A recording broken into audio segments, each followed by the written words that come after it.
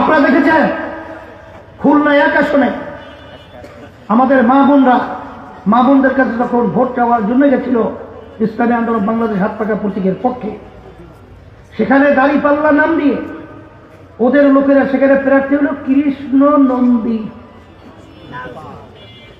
সেই হিন্দু কৃষ্ণ নন্দীর পক্ষে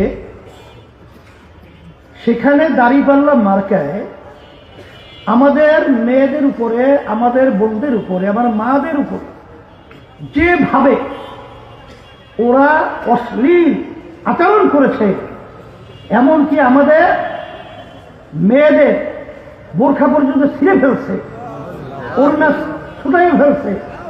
এ কোন আচরণ?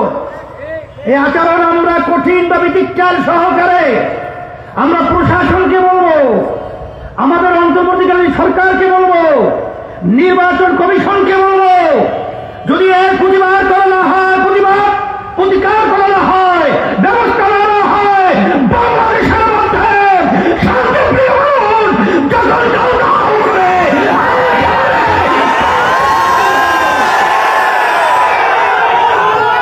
যখন পরিষ্কারভাবে বলছি, ক্ষমতায় যেতে পারে নাই, এখনই দেখি গোপনে তারা আমেরিকার সাথে বৈঠক করে।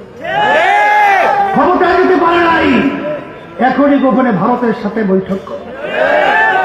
বৈঠক হবে এটা স্বাভাবিক, গোপন কেন? গোপন কেন? সেখানে খ্রিস্টানদের সাথে বৈঠক করার পরে বলেছে তারা শরিয়া আইন দেশ চালাবে না। শরিয়া বলতে আপনারা কি বোঝেন? আমরা নামাজ পড়ি, এটা শরিয়া। আমরা রোজা রাখি, এটা শরিয়া। আমরা ঈদের নামাজ পড়ি, এটা শরিয়া। আমরা হজ করি, এটা শরিয়া। তাই শরিয়া অনুযায়ী আপনারা রাষ্ট্র চালাবেন না, নামাজ বন্ধ করে দিবেন? তাহলে ইসলাম নামটা লাগালেন কেন?